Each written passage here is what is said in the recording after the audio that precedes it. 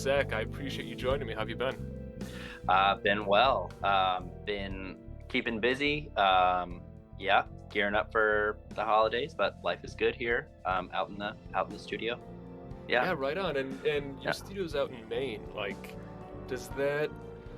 I mean, how did you get into film composing or media composing? Because normally everyone doing that is, and it's a little easier being remote now. But most people in the U.S. at least congregate New York or L.A. For sure. Yeah, and I definitely had I think some people would consider it brief, but a tenure in New York.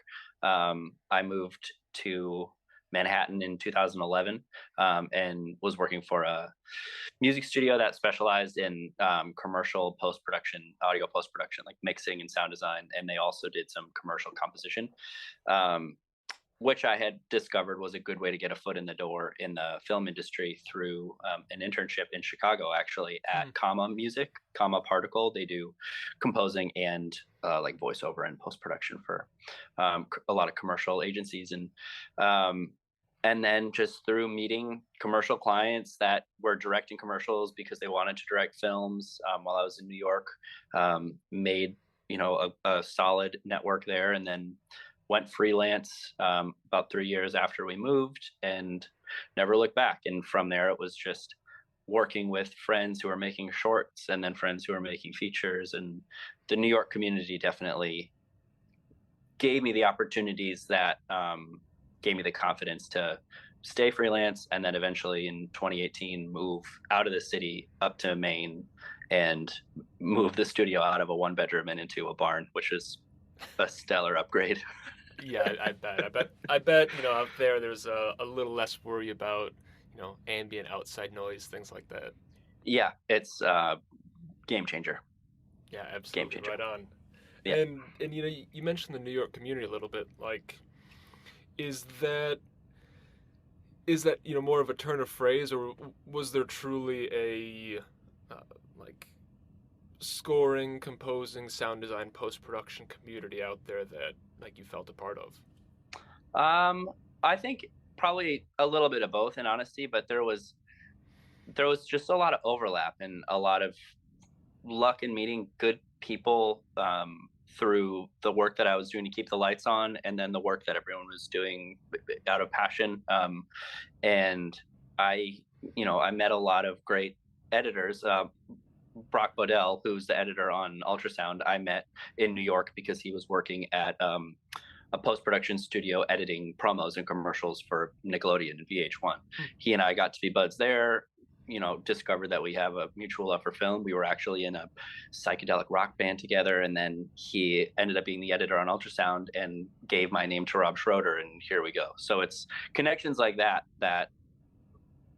I held on to and just loved nurturing while we lived in New York. And Brock now lives in Berlin, and I think he's coming back because he's about to have another baby. And but there's a lot.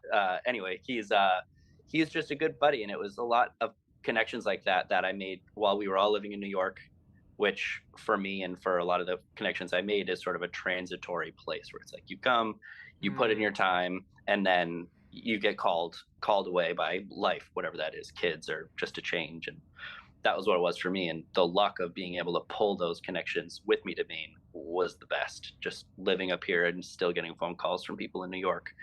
I think it is true that there's a community there that still just likes to work with who they know, even if who they know is 4 hours north. Right, sure. And part so you mentioned kind of pulling that community or that network with you. Has it been, or have you still been able to organically expand that network too, being out there? Yeah, it's definitely different. There's just smaller pools up here, but COVID was the silver lining for that. So many people reach out to people who aren't local anymore, Mm. which is amazing. And I found that there's new clients that I'm getting that maybe have a studio hub in New York or LA that are reaching out to people who live all over, including me sometimes, which I'm very grateful for. Um, and And yeah, there's Parma Recordings, is based out of Rye, New Hampshire. Bob Lord was my first contact out in Portsmouth, New Hampshire, which is 12 minutes away. And he was very sweet and was like, "Hey, there's a community here. We do, we do recordings for orchestras and musicians. We also have our hand in film music. They've won a few Grammys recently, and Bob actually connected me with the Zagreb Festival Orchestra, and they did some orchestral recordings for me. About 3 years ago, I was doing, maybe more than that now, music for the Kennedy Center's production of How to Catch a Star, and I made the connection for that here. It was local. It wasn't New York or LA. So there's gems to be found, and I think hopefully I'll keep finding them. Right on. Well, it sounds like you're actually getting out there making them, and I think that like that's the key to all of it. Knowing that it's not just going to magically come to you. Totally. Got to tell the universe what you want. Yeah, and go out there and try and get it. Yeah. Now, you mentioned this briefly, but can you go a little more in depth into how you got connected with Rob and got involved in Ultrasound? Totally. Brock Bodell, the editor on the film, he and I are very good buds. And he wrote and directed a short film called Grief that is available online through, you can find it on YouTube now. And Rob was involved in that film, and I scored Grief. And through that, Rob sort of learned my name and what I could do music-wise. Grief is another sort of, it's a bit thriller, bit horror, a little bit of that psychological turmoil. And when Rob was looking into composers for Ultrasound, Brock was able to put my name in the ring, and I ended up writing 2 demo tracks, just like, hey, this is what I think I could do for your film. And I sent them to Rob, and I think he was also talking to a few other composers at the time, so I didn't know what the odds were, but between Brock's good vote of confidence and the music that I sent to Rob just on a whim, it worked out, and I'm so grateful that it did. Yeah, no, that's great. And at that point, when you wrote those demo tracks and then eventually got involved in the film, how much of the film did you know about, and like what point did you get brought in? And I asked in part because the film itself really revolves around like sound manipulation and tones and things like that. Totally. If I'm remembering right, I think what happened was I had, a couple phone calls with Brock, just catching up, him talking to me about the project, being like, hey, there's a chance I can get you involved in this. This is a little bit about what the film, thematically is about. And then I think I had a call with the director just to shoot the shit, get to know one another a little bit, talk about his feelings about sound and inspiration. He was listening to a lot of like mid 20th century electronic music, like John Hassel, Mort Garson, musicians that I hadn't spent a lot of time listening to and now love because of the conversations that Rob and I had. He can go so deep. Like you get on a phone call with Rob Schroeder, an hour later, you're talking about some tangent about music that's wonderful, but it's like he can go really deep on his, influences and inspiration. But through talking to him, I got a sense for the role that sound was going to play in the film, the aesthetic of it. Connor Steckschulte, who wrote the graphic novels and the screenplay, which I loved, the fact that he was able to write the adaptation for film of his story. And then just from that, and then I think I got to see a really rough edit, and I was able to look at a couple sequences that by the time I saw them, they were not too far off from what they are in the final film, and sort of score some vibe to those. Like I think I did one cue that ended up being used. It's called Jailbreak on the soundtrack, for when Cindy and Glenn are trying to break out of the facility, of the lab, and then one when Cindy is getting sort of questioned by Shannon and she's going into her memory, and it was a bit more of like a classic sort of motif vibe, something a bit more of an earworm, a little more melodic. And then I just sent those as like, A-B, here's 2 vibe options, like let's gut check these. And then it was it was a green light from there. Oh, nice. And from there on out, what were the conversations like with Rob about, what was the direction that he was pushing towards the music and the reactions to those initial vibe checks? Yeah, I was psyched. The initial reactions were like, "This is really cool." He, I think, was just really excited to get into playing around with electronic, instrumentation. I was looking before this interview. I was going back through some of my project files, and I was looking through those first few cues I sent, and it's like just 20 channels of layered Moog synths and Prophet synths, and just like going for it, and just like full send on let's layer some crazy synth textures and see what we can come up with. And Rob kept the film, while the sort of heavy electronic score, there are those really like heavily electronic textures on there. There is always this sense of analog. Like even the physical tech in the film feels very like a glowing red push button on like a giant pseudo Russian looking console. And it's not a touchscreen, it's not Minority Report. It's like this thing is very tactile. Like the buttons would go ka-chunk. The sliders would have like a very tactile, action to them on any like boards or computers or whatever they're using. So keeping that sense of analog, not only with the visual aesthetic of the film, but with the soundtrack, was important. And I think that's one of the reasons that those, mid 20th century, electronic composer references for music, Mort Garson, John Hassel, were so great, because it was a lot of like, it's theremin, it's a lot of analog synth, and then there are these elements of piano and elements of live string instrumentation, chromatic percussion, and we carried that into the score with, I was sampling kalimbas and just sounds around the studio that then I was running through like Slate and Nash granular synthesis, whatever you'd call it in their software, which is so cool. And yeah, keeping that feeling of like, this isn't just digital. There's definitely a sense of analog, physical, reactionary electronics happening.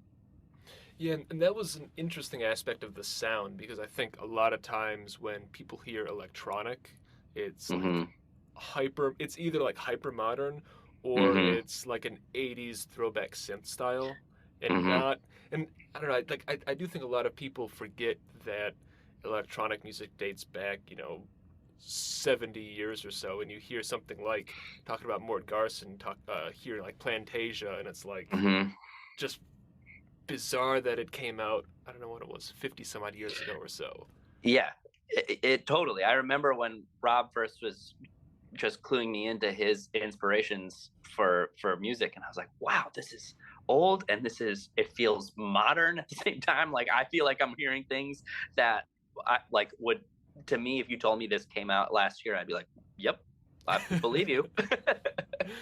Well, and so I think taking that together, it gives the score an interesting sound, and also like a strange sense of place for the movie too, because it, like you said, having the machinery you see on screen be like tactile and not something ultra modern, and so it doesn't feel like everything is hyper modern, but it's also not like, it doesn't feel like it's a period film taking place, in the like 90s or something either.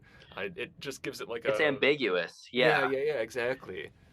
Yeah, the arts like hypnosis tone generators they look like walkie-talkie sort of devices. Like they've got physical knobs that are being turned and red LED lights that are glowing.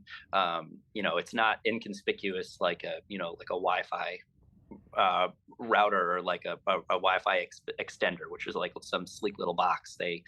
they read very much, and I think that speaks to like to the fact that this generated as a graphic novel, where it's like, what would you rather look at on a page? Like, I'd rather see something that's got, you know, Hmm. a speaker grill on it with a knob with a little like white line indicating where am I on the dial, versus something that's got, you know, a touch sensor like a screen on an iPhone, where it's like, that's just a brick. So I'd much rather see something engaging, and I think the film honored that beautifully. Yeah, and talking about the like ambiguity in the sound and kind of merging these various stylings and periods, were there any more like recent composers, musicians that also acted as an inspiration, or that at least you kind of appreciated may have been like subconscious inspirations working on the score? Absolutely, 100%. Yeah, the Daniel Lopatin score for Uncut Gems was huge. That was like that, and then I mean, Good Time and Uncut Gems were Mm. incredible on me for first listen, first watch. I couldn't believe it. Good Time was just just full throttle from opening credits to end Yeah. credits. I love that movie. Um, and then Cliff Martinez and Disasterpeace, Rich Freeland, who I'm not positive if he and Rob were talking about ultrasound at any great length. His name was sort of in the ephemera around the film, but um, he kindly exchanged. I sent him like fan mail in like 2015 after I played Hyper Light Drifter, which he scored, which is a sort of a retro feeling 16-bit video game that came out in the mid 2000 teens. But his combination of like an upright piano with just layers and layers of both analog and, you know, soft synths. Like, he's a big fan of Massive. Um, it's beautiful, and it there's overlap, I think, in his vibe and Daniel Lopatin's vibe, but he is definitely a contemporary. Daniel Lopatin's a contemporary Cliff Martinez, and then Danny Elfman, who obviously he Mm. goes way back, but he's obviously still working all the time. Um, I have, you know, Thomas Newman, Danny Elfman, just those more classic orchestral romantic film scores that I love, and having this ambiguity between the electronic sense of ultrasound and then the analog sense of ultrasound gave me the opportunity for cues like Through the Window on this soundtrack, where that feels very much like a Danny Elfman cue, where it's like the melody in that is a total earworm for me. Like, I can hear that when I leave, you know, the studio, still just kicking around in my head, and yet it's got that like undercurrent of those bubbling synth, you know, modular, just what is that sound I'm hearing underneath, you know, a very Danny Elfman-esque melody on a mock theremin. It's not a real theremin, sorry. Now, Yeah. did with someone like Danny Elfman, like one of your early like film music memories that like kind of got you in that path, or is it sort of coincidental at this point? Definitely. Yeah. There was a moment in college where I realized that film music might be a thing for me, because I realized, oh, all of my favorite movies have the same like two composers. And then I was like, maybe I should look into that. Where I was like, yeah, okay, Thomas Newman, and then Danny Elfman, and then there was oh man, blanking on the name now. I'm embarrassed. The Fountain. Who scored The Fountain? That was Clint Mansell. Thank you, Clint Mansell. Yeah, Clint Mansell was huge, and then I just sort of realized, okay, let me diagnose this a little bit, and so yeah, there's a lot of that in the scores that I've written. You know, there's definitely calling back to, okay, this is a moment, I think, where I can look at how Thomas Newman would approach this, and, you know, steal, and then grow, and then eventually 2 films later do it in my own way, type deal. Yeah. And that's an interesting point or concept. Like, at what is there a line between like borrowing ideas or being inspired by someone or multiple people and creating a sound that's your own? And do you think like having your own sound can still have like clear or implicit inspirations from other people? Yeah, it's always a blurry line, right? Um, I think I think good artists borrow and great artists steal, and I think that there's yeah, I think it takes a long time until you sound like yourself. And then Mhm. when I don't think I necessarily sound like myself. Like if you listened through my any of my previous films, everything I'm sure there's things that where you're like, oh yeah, I can kind of see Zach in there, but there's a lot of experimentation. I feel very young in my career here, where there's just a lot of experimentation, learning on the job, which I believe is the way to do it. Say yes and then figure it out. And that was, still true when I was scoring ultrasound. Like there was a lot of like, yeah, I know how to go nuts with experimenting with synths. Do I know how to get this exact end result that I'm hearing in my head? Like I'm not the Edge from U2. His whole thing is like, I hear something in my head and I want to figure out how to do it on the guitar. It's like, yeah, that's kind of what it is. And I think you can't be afraid to rip somebody off. Obviously, you can't just plagiarize things, but you can't be afraid to rip off a technique or to say like, "Aha, Daniel Lopatin's got a Moog one and he's making these sounds with it." So maybe if I find a similar tool, I can make something beautiful myself that isn't uncut gems. Yeah, people build houses with the same hammers, so it's like, why can't I make my own film score with the same synth? Um, so I think there's always going to be a little bit of overlap, but I'd be psyched if I heard someone talking about their score and being like, yeah, I listened to this thing and Zak Engel wrote this thing and I wanted it to sound like. How would you not just feel great? So yeah, I think always overlap. Yeah. I love Did I that. answer the Yeah. question? I don't Yeah. know.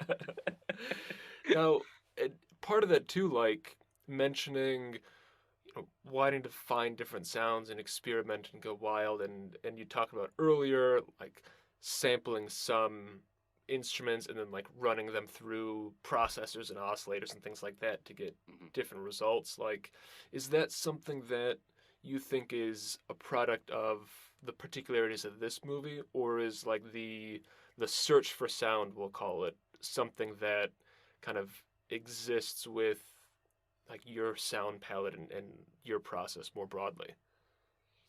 Um, yeah, I think this film was probably a happy coincidence where what appeals to me and how I currently really like to compose worked really well for what this film called for.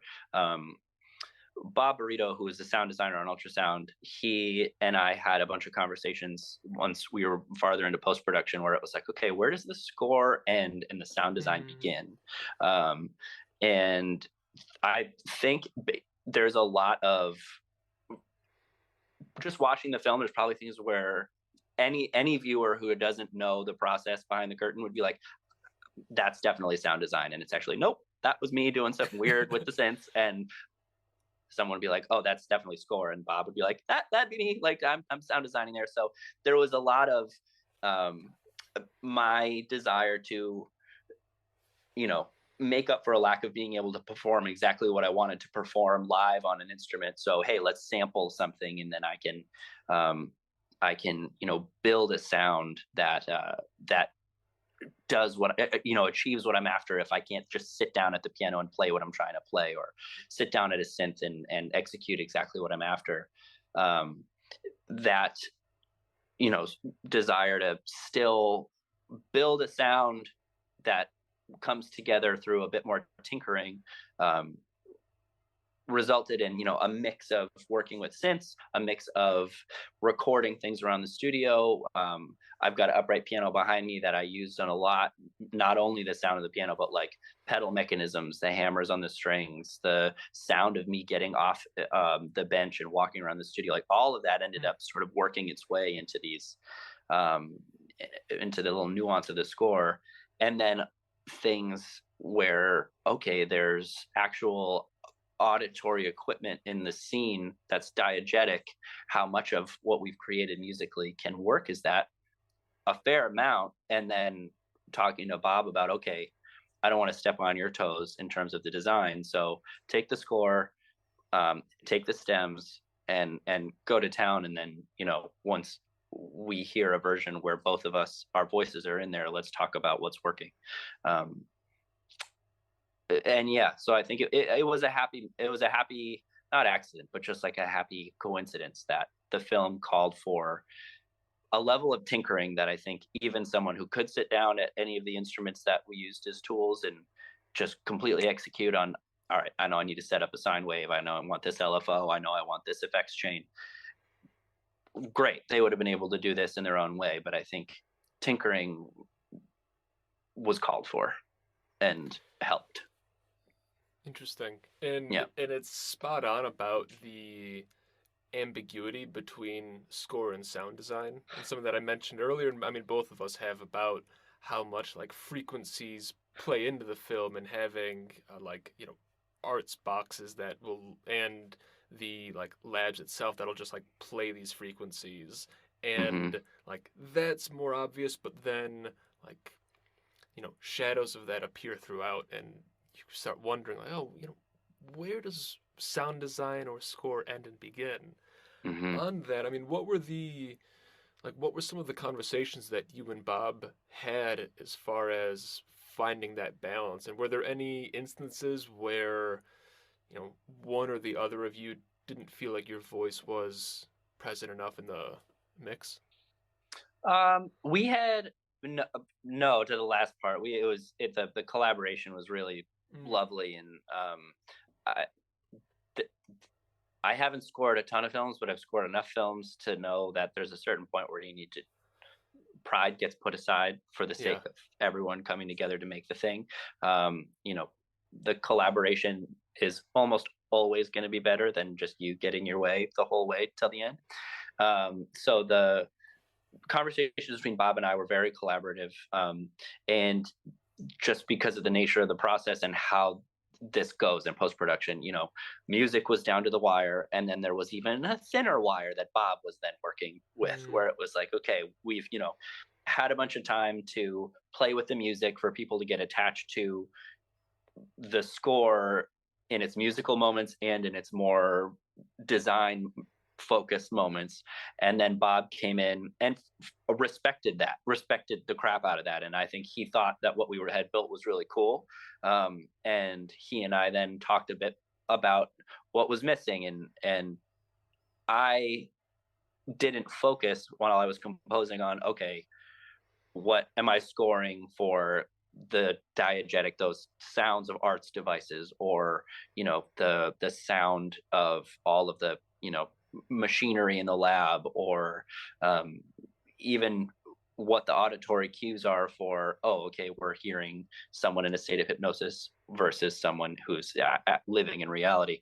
um, there's those kind of like clicking sounds that you hear that are part of the sound design and not part of the score. And Bob, I think just aptly, because he's a professional and very good at what he does, went in and saw, okay, here are the holes. I'm going to go ahead and I'm going to mm. fill the gaps in what storytelling and what elevating is left to do with the sound. And then he did it in a really respectful way of the score, and we were able to. It just worked. It danced together. The sound design and the score, and yeah, he didn't feel like he wanted to come in and rewrite the score. He wanted to come in and Mm. elevate what we had done, which I think he did beautifully. And this might take us on a slight tangent, but it's something that kind of came into my mind while you were Yeah, talking. yeah. You know, and it's in large part about how the frequencies and the clicks that we hear in the film, or that are present diegetically, are meant to either initiate or stop like suggestion on various characters. Hmm. Do you think that there's a connection between that, what we see in the film and what it's doing, and like the broader role of music in a film? Just as, you know, both are meant to give a suggestion, or a, you know, a slight push that we're maybe not supposed to be fully aware of. Totally. Yeah, I'm studying film music in school. There were a lot of conversations over, are the best scores the ones that you don't notice, versus the ones that hit you over the head with the opening credit scroll. You know, Yeah. so yeah, I think I think it's both. I think the truth is somewhere in the middle. I think in this film in particular, there's a lot of inspiration pulled from the minimalism of, electronic music like John Hassel or Mort Garson, and um, that leaves a lot of breathing room for dialogue, for sound design, and for the audience to forget that there's music going on. There's this long sequence in the middle of the film where Shannon is becoming aware of um, what they're doing with hypnosis. I don't want to give too much away, but at this point the film's been out for forever. But but there's this long sequence, and then the soundtrack gets split into two tracks, waves 1 and 2, and there is this just slow repeating ostinato on it's the piano in my space, and then there's some more synthetic layers on top of that. um, but that cue for me is one that is like, I want you to forget that it's happening while the scene's Mm. going on, and I want your pulse to sort of just regulate to the slow and steady tone there, in a similar way to what you'd expect to be happening to the characters on screen, um, where they're unaware that they're under these states of suggestion. And to in complete contrast to that, the jailbreak cue where Glenn and Cindy are leaving, or attempting to escape, or at the end when Shannon is finally throwing stools through windows. I want people to be rocking out. Like, I want there to be that sense of um, just high octane, super fun tension that you get in movies like Good Time, and that Daniel Lopatin is a complete master at crafting. So both, and I think that's what I love about film music, is it can do both, and it should do both. Yeah. And I think that's where, at least in my view, the fact that some people look down on the like electronics in film music, and particularly the use of tones and textures rather than just like pure melody the entire time, that like they each can do similar things and different things. And like, you take this score for instance, there is a lot of just like tonality going on, but then like, melody, whether it be like something more robust or like a short motif that's repeated, like is also used, that each have their own place. And like when when a melody comes up, or when it's one of those handful of sequences where it's really just picture and music and there's not much other sound going on, like, and it comes to the forefront, like that pushes the audience so much more. Um, Hmm. so I appreciate the balance, and I think it does show like the, maybe not necessity, because you can do it in various ways, but like how well you can utilize those different techniques. I'm with you 100%. Yeah, I think you're right on. And I think, as someone who grew up listening to composers who I probably think a lot of people think of as pretty traditional, like the John Williams, the Thomas Newmans, um, I'm hearing more and more, as someone who came up listening to those sort of traditional composers.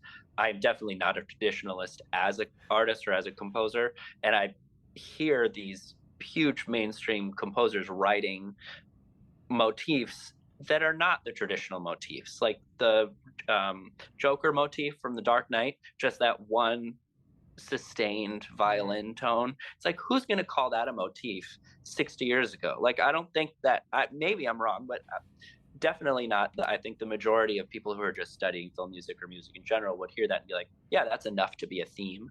But when you pair it with a character, you pair it with, you know, uh, a scenario that comes back over and over again in a film, it can become a motif. And I think you're exactly right, where, there are probably people who are watching films that use more tonal, um, ambiguous sonic textures, and they're like, this, I don't feel anything, or I'm not drawn to this, and that's fine. It's every film isn't for every audience, but I think they can absolutely be motifs, and I think they can be as effective as a lyrical string soloist, or piano.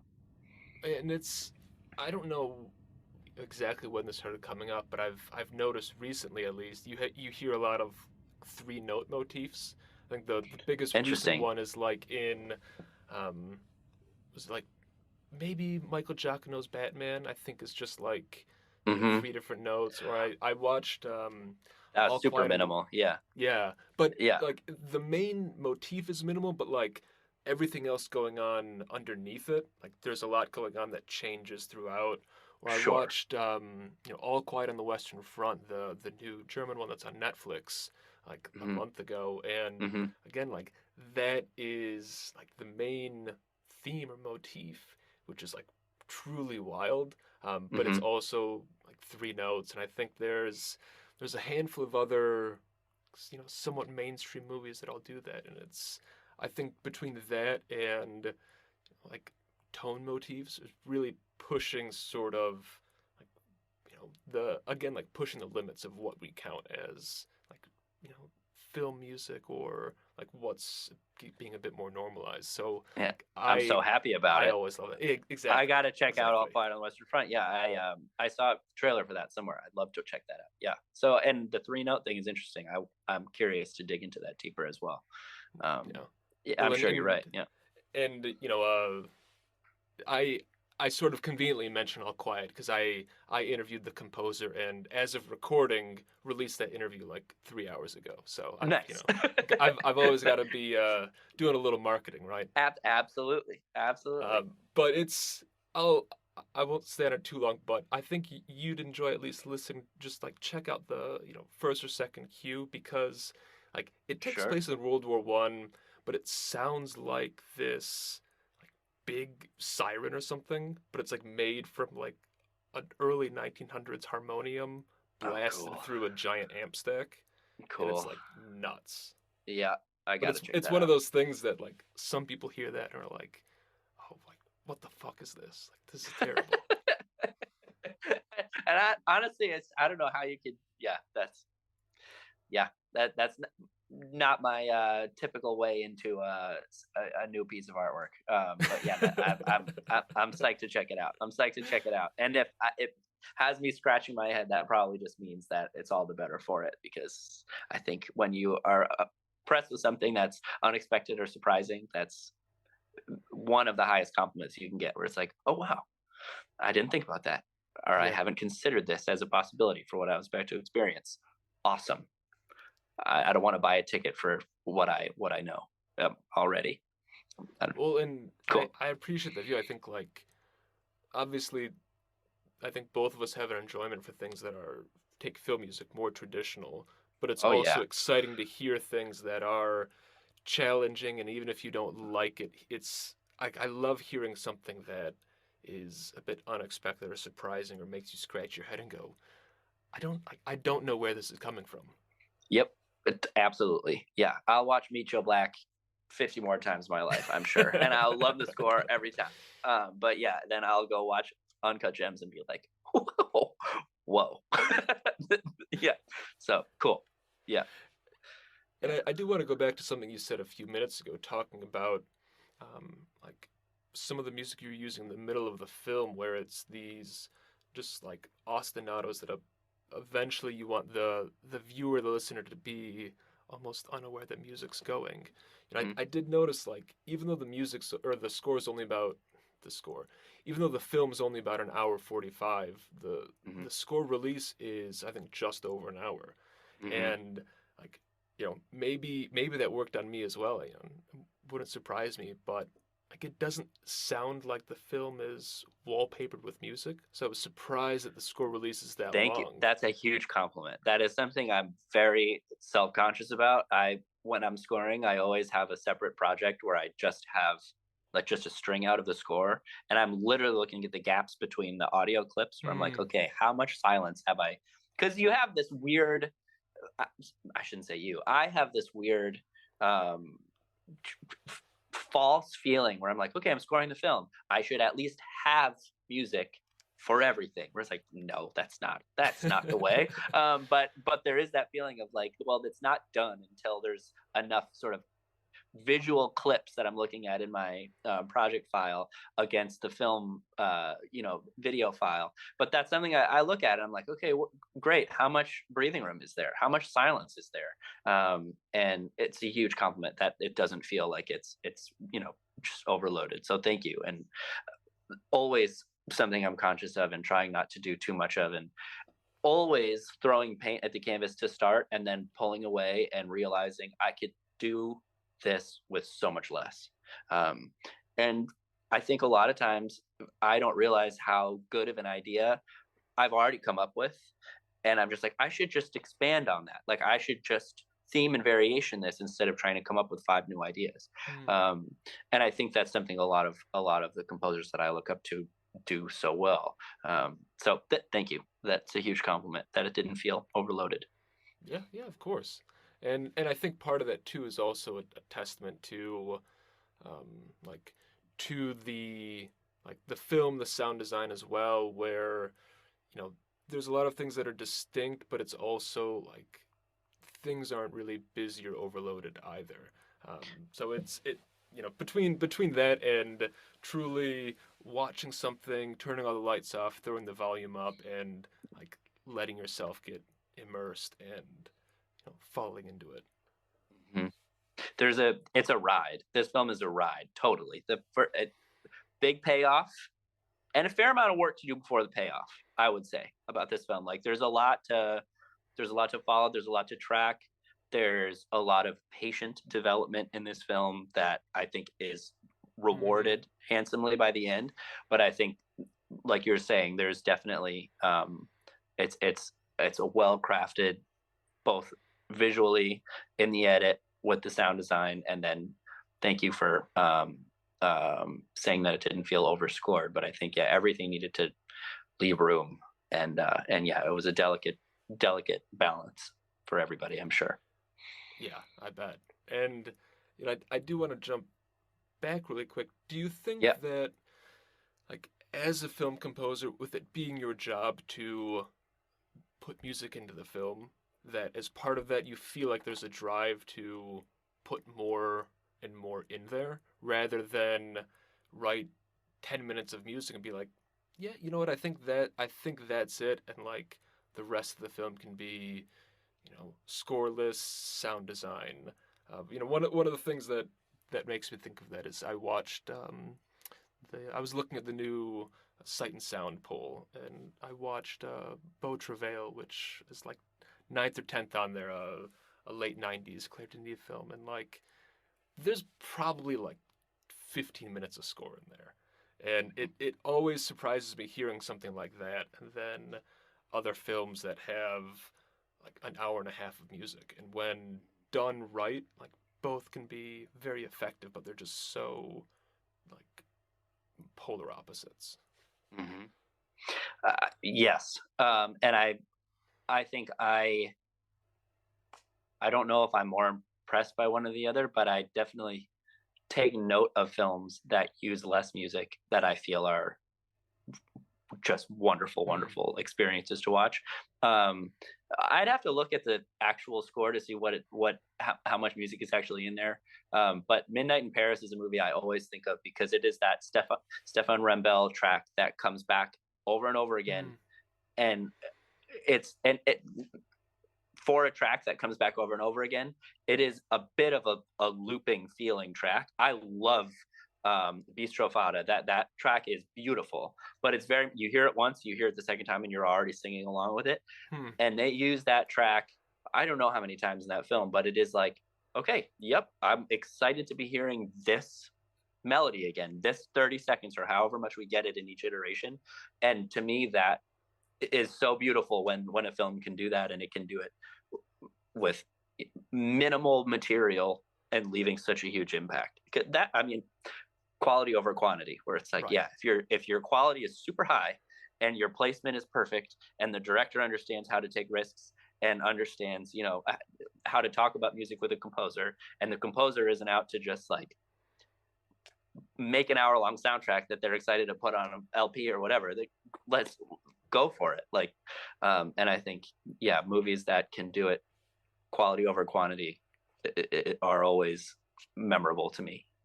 Yeah, but it's also such a gamble because if by the second time you hear it, you're like, all right, Mm-hmm. we're 20 minutes in the film and I've got this again. Like, mix it Mm-hmm. up. Yep.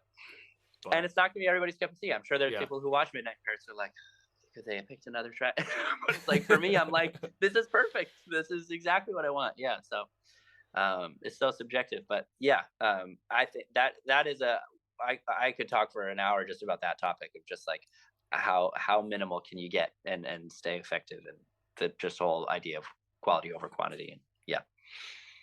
awesome. Yeah. Well, we'll Yeah. keep the conversation to a minimum because I don't know if people want an extra hour just on that topic. No, But yeah, I don't think so. maybe that'll be a bonus episode sometime in the future. You know where to find me. But yeah, no, yeah, good question.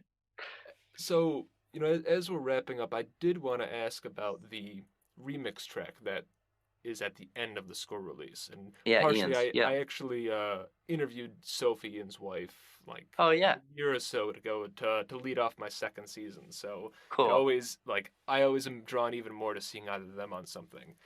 But like you don't see remixes very often in score releases. I Hmm. mean, in general. So like, how did that come up?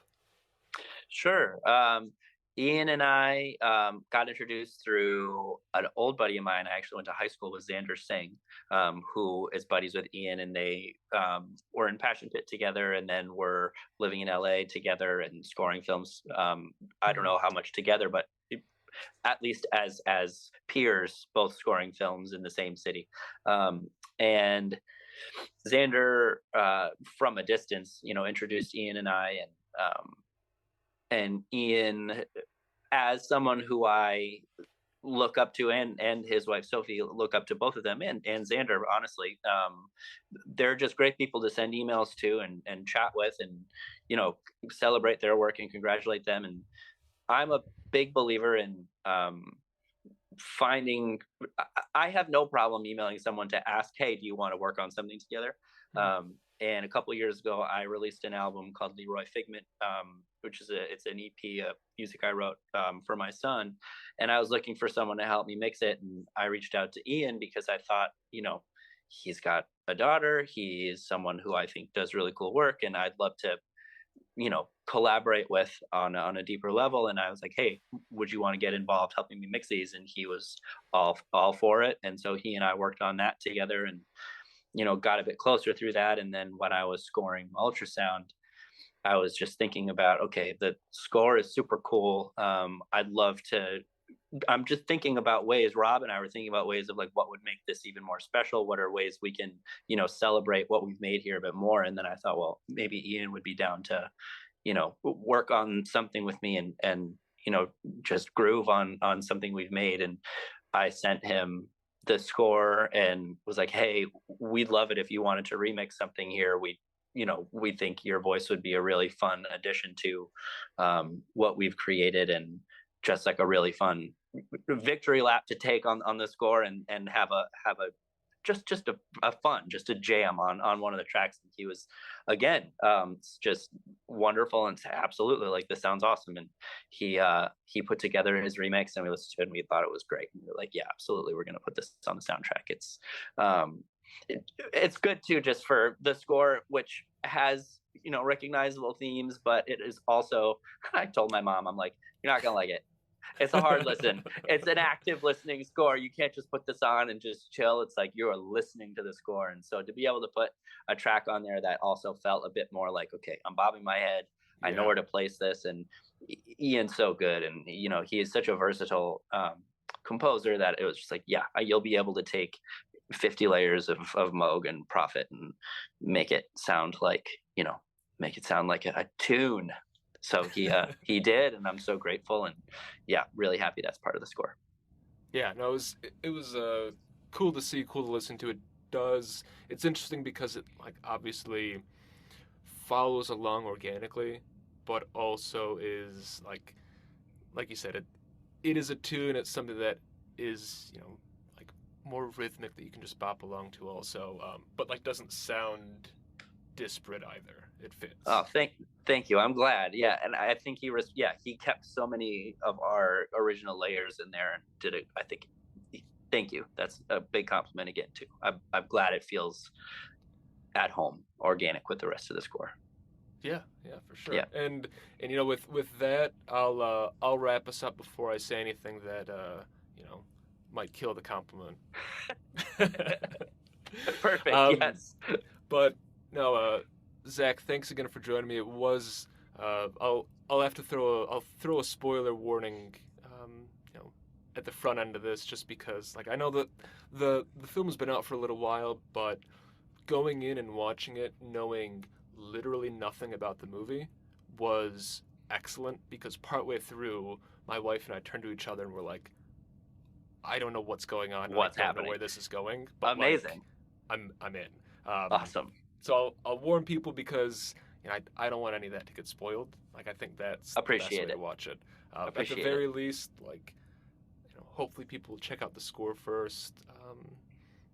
Give a listen. It was a very enjoyable, really cool listen. There's a lot of we spent a lot of this talking about some of the like synthy aspects in particular, but like there's also just weird stuff that comes out of left field. Like the first cue has operatic aspects that Hmm. like threw me. Um, so yeah, Hmm. it was a great list, man. So I'm glad Thanks, you Nick. put it together and we could chat about it for a bit. Yeah, I appreciate it, Nick. This has been super fun, and yeah, thank you for listening to the score, watching the film, and being up to talk about it. Psyched. Yeah, absolutely.